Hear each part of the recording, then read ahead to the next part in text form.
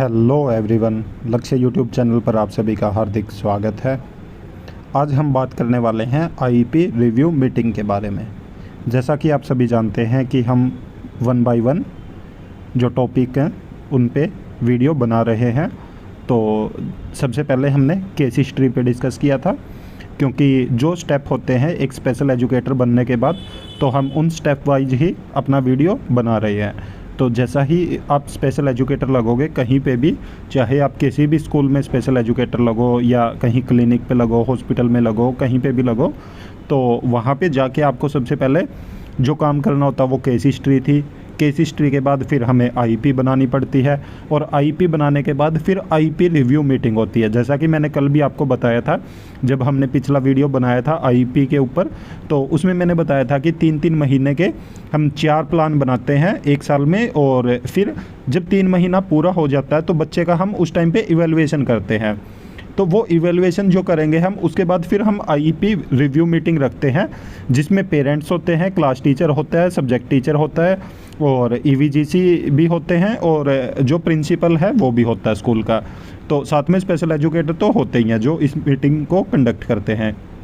तो ये सब मिलके फिर आईपी रिव्यू मीटिंग करते हैं। आईपी रिव्यू मीटिंग का मतलब ये है कि जो हमने पिछले 3 महीने में बच्चे के लिए गोल प्लान किए थे, तो उसको बच्चे ने कितना अचीव किया, फिर उस चीज़ के बारे में सभी को बताना, पेरेंट्स को बताना या टीचर्स को, क्लास टीचर को, सब्जेक्ट टीचर को, क्योंकि ये जो काम है ये सबके साथ मिल के होता है। इसमें चाहे सब्जेक्ट टीचर है, क्लास टीचर है, पेरेंट्स है या एससीटी है, तो सब टीचर्स मिलके काम करते हैं, और तब जाके हम उस गोल को अचीव कर पाते हैं। तो जब वो गोल हमारा अचीव हो जाता है, उसके बाद हम रिव्यू मीटिंग रखते हैं कि हम उसको पूरी तरह अचीव कर पाए हैं 100% या नहीं, और नहीं कर पाए तो उसके बारे में फीडबैक लिया जाता है, और कर पाए हैं तो फिर अगले गोल डिसाइड किए जाते हैं। तो चलिए आज हम इसी परफॉर्मे के ऊपर बात करते हैं कि सबसे पहले हम फर्स्ट पॉइंट पे name of school with ID, कि स्कूल का नाम और स्कूल की आईडी लिखेंगे। फिर उसके बाद डेट एंड टाइम लिखेंगे, जो मीटिंग का डेट और टाइम होगा कि किस डेट को हम मीटिंग ऑर्गेनाइज कर रहे हैं और किस टाइम में कर रहे हैं। उसके बाद हम name of CWSN with ID, तो जो CWSN स्टूडेंट है उसका नेम लिखेंगे और उसकी क्या आईडी है, जो स्टूडेंट आईडी होती है वो लिखेंगे। उसके बाद क्लास और सेक्शन लिखेंगे। फिर टाइप ऑफ डिसेबिलिटी, कि किस डिसेबिलिटी में बच्चा आता है वो लिखेंगे। फिर चाइल्ड की स्ट्रेंथ क्या है, कि बच्चे की स्ट्रेंथ जो भी है उसको मेंशन करेंगे हम यहाँ पे। फिर child functional, developmental and academic need, जो भी बच्चे को नीड है, चाहे वो फंक्शनल हो, डेवलपमेंटल हो या एकेडमिक हो, तो उन चीज़ों को हम मेंशन करेंगे यहाँ पे। जैसी भी बच्चे को नीड होगी तो वो मेंशन की जाएगी। फिर हमने आईपी गोल क्या सिलेक्ट किया था उसको मेंशन करेंगे। जिस चीज़ का हम रिव्यू मीटिंग रख रहे हैं तो उस चीज़ को मेंशन किया जाएगा कि हमारा आईपी गोल क्या था जो हमने सिलेक्ट किया था। फिर हम फीडबैक लेंगे, कंसर्न जो भी उसमें आईपी रिव्यू मीटिंग में आए हुए हैं, तो उन सब से फीडबैक लेंगे, सजेशन लेंगे, जो भी अचीवमेंट हुई है, और जो आईपी गोल हमने सेलेक्ट किए थे उसको उसके इम्प्लीमेंटेशन को लेके जो भी हमने अचीवमेंट प्राप्त की है, तो उनके ऊपर जो भी फीडबैक सजेशंस है तो वो लिए जाएंगे। मीटिंग में जो भी आए हैं उनके फीडबैक और सजेशन लिए जाएंगे, चाहे वो पेरेंट्स हो, क्लास टीचर हो, सब्जेक्ट टीचर हो, या मिसलेनियस टीचर है, ईवीजीसी है, प्रिंसिपल है, तो वो सब भी अपने फीडबैक देंगे। जब हम उनके सामने डिस्कस करेंगे कि हमने आईपी में ये बच्चे का गोल सेलेक्ट किया था, इसके बाद हमने बच्चे का इवैल्यूएशन किया, बच्चे ने इतने % तक अपने गोल को प्राप्त किया है, तो वो सब चीज़ें सुनने के बाद फिर सब अपना अपना फीडबैक देंगे।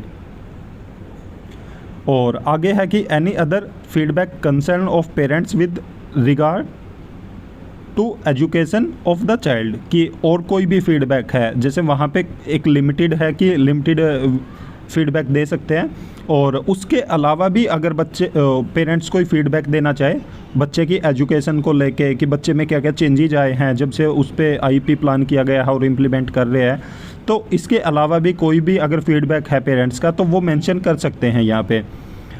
एनी अदर रिमार्क सजेशन, अगर पेरेंट्स को सजेस्ट करना चाहे, या क्लास टीचर, सब्जेक्ट टीचर या प्रिंसिपल, जो भी कोई भी अगर कुछ सजेशन देना चाहता है तो हम वो सजेशन यहाँ पे मेंशन करेंगे, और फिर यहाँ लास्ट में साइन करवाएंगे जिसने भी मीटिंग अटेंड की है, चाहे वो पेरेंट्स है या HOS है या TGT SCT है, क्लास टीचर है, सब्जेक्ट टीचर है, EVGC है, जो भी मीटिंग में है, तो उन सब से फिर लास्ट में सिग्नेचर लिए जाते हैं।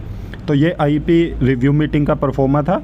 जिसको हम हर 3 महीने बाद जब भी हमारा आईपी का जो गोल सेलेक्ट किए थे वो कंप्लीट हो जाते हैं, उसके बाद फिर हम रिव्यू मीटिंग रखते हैं। तो और इसके बाद फिर नए गोल सेलेक्ट किए जाते हैं, दोबारा से फिर आईपी तैयार की जाती है बच्चे की। तो ये प्रोसेस चलता रहता, पूरे ईयर यही प्रोसेस चलता है कि जब हमने आईपी के गोल कंप्लीट कर लिया तो उसके बाद रिव्यू मीटिंग होती है, फिर नए गोल सेलेक्ट करना। जब हम एक गोल को अचीव कर लेते हैं तो फिर दूसरा गोल सेलेक्ट किया जाता है। तो उम्मीद है कि आप सभी को आईपी रिव्यू मीटिंग के बारे में पता चला होगा और उसका परफॉर्मा कैसे भरते हैं उसका भी पता चला होगा।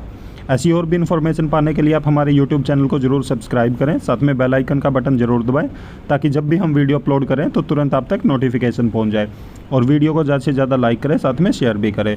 और साथियों, जैसा कि आप सभी जानते हैं कि आज हमारे 1 लाख व्यूज़ कंप्लीट हो गए हैं, तो ये आप सभी के सहयोग के कारण ही पॉसिबल हो पाया है।